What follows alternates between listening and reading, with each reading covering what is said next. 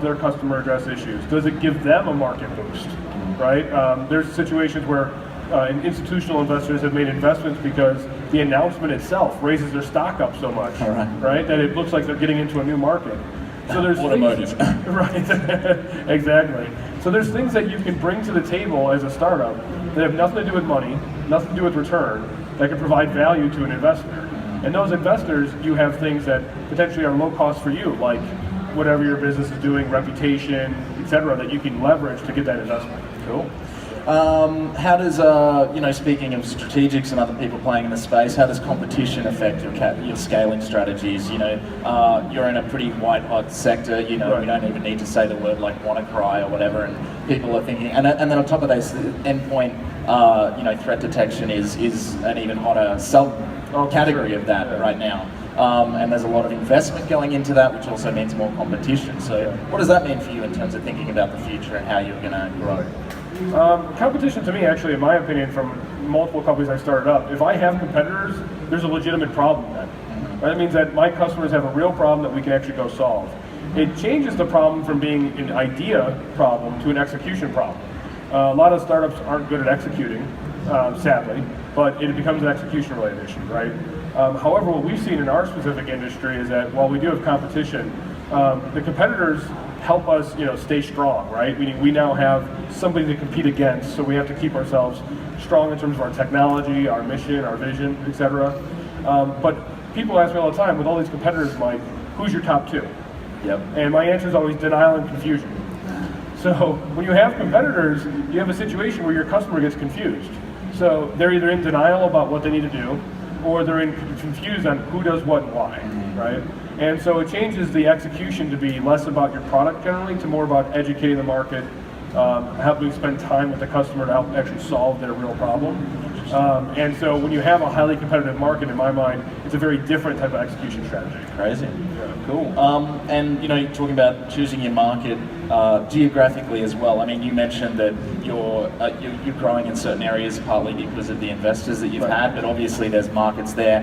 What's the difference between kind of following customers into areas versus saying, that's a really hot or interesting geography, let's get there? What's the difference there? So I'm a big believer that you shouldn't necessarily go into a market without a customer. Okay. Meaning, for us, every single market we went into, we had a specific customer that was paying us to essentially be there.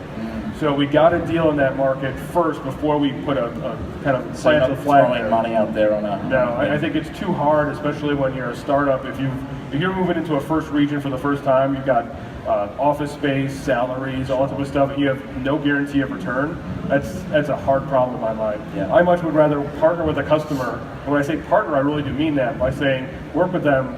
Hey, we're not in the region, but we're willing to invest some money to be in the region if you're willing to give us a deal. Yeah. And that's usually, in my mind, the best way. As a mergers acquisitions reporter, often people say partnership to me and I'm thinking JV and I'm getting all excited, but often they mean a client and they're just growing into an area with their hands held very closely. And it's a great way. Yeah, our first deal actually in Singapore, we were working in their office. So we actually were working out of our client's office. Yeah.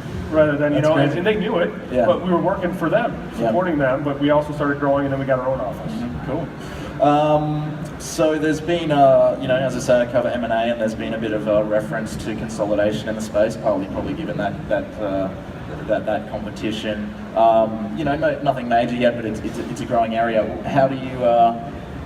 what's the kind of dynamic there that makes you choose growing organically versus inorganically and acquiring your way into areas? When does that make sense? So I mentioned earlier, we actually care about profit. So for us, there's only one growth path, which is growing a profitable business, right?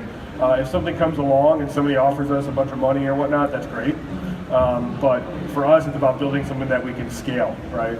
So that means we actually spend time making decisions that are hard decisions, like budgets. Yeah. I was joking actually on a flight over here, why don't I fly business class? Well, the reason is, I could use part of that $20 million to fly business class, but I'm going to reuse that money and I'm going to have a training session or reallocate it in some way. So we still think like a startup because we are a startup. Yeah. We're still trying to build a repeatable business. It's an existential question, isn't it? You still get there in the end on time, exactly. Unless they lose your bags. They lost my bag on the way here. Oh no. So we got 2 minutes. Questions? Anyone? Hands anywhere? Not seeing. any right now, but I still have more questions, so we can just I can just keep going along moderator tyranny. Yeah, for sure. Cool. So growth hacking, it's a term. Do you want to talk to that term? I think it means so many different things right now. You can't really define it, but Sure. I think the embodiment of what it means is, kind of the get shit done, right? That's kind of what I call it. And Cool. so from that perspective, I'm all for it, Yeah. right? Do whatever you think is going to be successful in growing your company. And the benefit of being in this world nowadays is that you can try things. It can fail horribly, Yeah. and you can stop doing it all within a matter of 24 hours. Yeah. And so you're not usually having to commit a whole bunch of capital up front to try an idea. Yeah. So why not try more? And you're in cybersecurity, so you know all about hacking, I guess. Of course. You apply the same numbers. Yeah. I think there's more avenue for it, and I think it's internationally as well. In an area like this, it's great because there's just those cultural differences and all sorts of things, and a lot of growth hacking, or however you want to define it, is about like arbitrage between understanding different markets and how you can kind of play different systems against each other.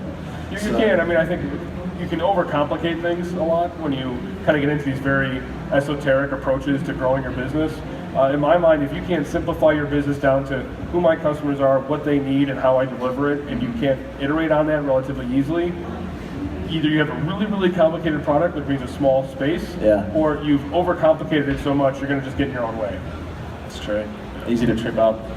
Maybe that's a good question. What are the big trip ups, and how do you? What are the trip ups you've had maybe recently, and what did you learn from it? Probably our most recent one I would say is from a product perspective, we had some new features we needed to release in our product, and we needed to release them probably 8 months ago. And they were kind of ready in a prototype-like form.